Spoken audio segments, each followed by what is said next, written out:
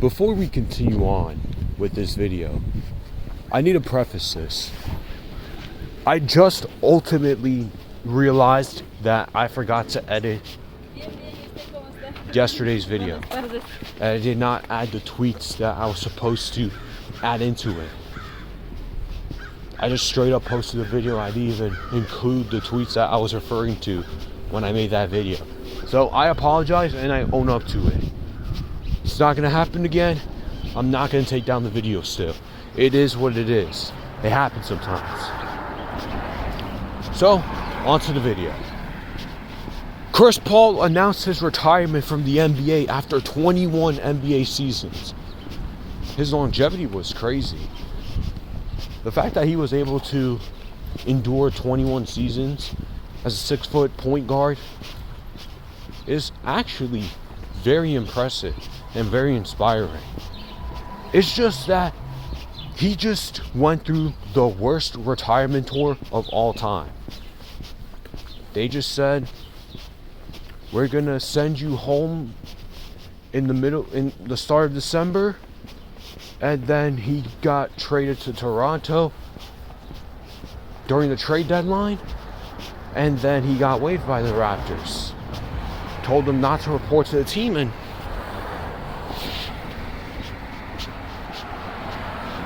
it's because the Clippers started the season 6-21. The team wasn't clicking at all. The chemistry was way off. And Chris Paul was ultimately the scapegoat. There was some clashings between Ty Lue and Chris Paul, and he got sent home. He was the scapegoat. And then in hindsight, it did help the Clippers. They started winning a little bit more, but especially after the NBA Cup happened, that's when they started winning a lot more games. I feel like Chris Paul ending off this sadly is pretty pathetic. And in hindsight as well, even if it was ultimately the right decision, because he didn't really help himself just playing piss poor, even though last season he was playing just fine. You know, he was on San Antonio, he was helping Victor Wembanyama, he was mentoring some of the guys, mentoring Stephon Castle. And just this past season, he, even during his retirement tour, because this is supposed to be his last year, he was playing pretty bad. It affected the team in a way. So it's not like I blame them for benching him. And I also blame them for abruptly just putting him in a position to be like the only reason why the team was bad. It'd be like that sometimes. But it's just sad that he went out like that. But he still had an amazing career.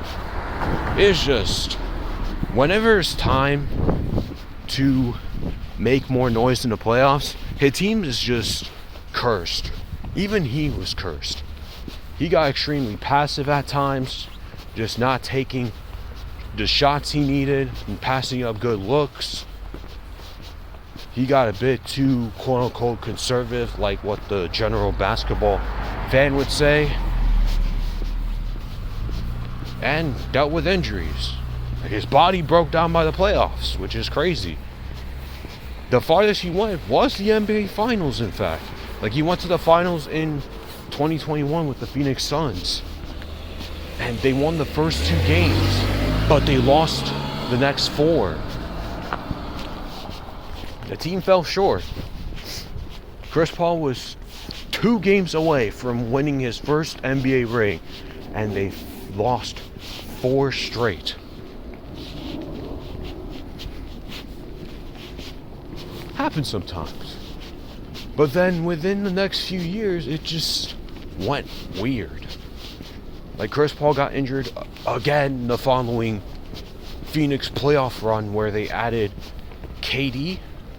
I'm pretty sure that's where they added KD to the mix. And overall, nobody else showed up aside from KD, Book. Every now and then, some of the role players on the team, and even they were inconsistent and not reliable like that. And then he got shipped off. He got dumped to Washington for Bradley Beal, which is ultimately one of the worst trades I've ever seen. And then Chris Paul from Washington gets traded to the Golden State Warriors, a team that has absolutely hated his guts for a long time because they always played against each other. Of course, I mean, you guys ultimately built up the rivalry from the Clippers days, from the Houston Rockets days when they played in the Western Conference Finals in 2018, 2019 when they played in the second round. There was some built rivalry. And the Warriors hated his guts. Understandably, I mean. It's just wild he still ended up on Golden State somehow. Of course he didn't fit with the team. Of course he didn't. Because they didn't need another point guard. They needed more wing depth. They needed big man depth. But for some odd reason, the Warriors decided, oh, let's trade Jordan Poole for Chris Paul. Like, that was totally a good trade. Hindsight, another terrible trade. One of the worst trades I've ever seen. And then Chris Paul got dumped after the season, went to San Antonio, and he rejuvenated himself a little bit. Although, of course, he wasn't in his best self. Like, he averaged career lows in his points and minutes and averages overall, but he was still shooting the ball well. He was still finding his teammates. He was still playing good basketball. The Spurs was just 1 year away though. They were not gonna necessarily take the next step, but it helped out that Chris Paul was gonna be there just for that year, just to be a mentor, a serviceable guard that can help out the offense and can help Wemby. Because Victor Wemby was a generational talent. He was a 7'4", 7'5" demigod. That's still raw on offense, but generational on defense. Man. Knowingly that averaging 20, 22, and still being raw offensively is scary. And then he became a free agent after, and he went to the Clippers because he ultimately decided and announced that it was going to be his final year. And the Clippers was the perfect team to ride out, say farewell. The Clippers love him. He built a legacy there. He's arguably the best player in the Clippers history. I said arguably because I know Bob McAdoo exists. Still. But things just went south. It happens. And now he's retiring today. He ultimately called it a career. Still had an amazing career. He hasn't won a ring. He's one of the good amount of players that has never won a ring. But he has accomplished so much. You can't really fault him for just not being able to accomplish what he couldn't control. There was a lot of factors.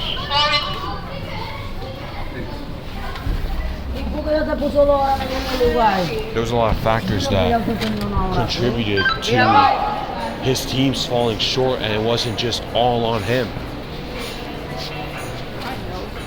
So he had an amazing career. I grew up watching him. I grew up to the Lob City Clippers. Lob City Clippers was so fun. I watched him go to Houston and still be serviceable with James Harden. James Harden became one of the top 5 players in the league at the time of his arrival. And he won MVP with Chris Paul on his side. Chris Paul adapted to James Harden. And he still played very well in his limited role. Still being a playmaker, still scoring every now and then, but at least he wasn't the main focal scoring threat. He was able to defer to Harden. It's crazy. It's crazy how his last Clippers tenure went. But you know,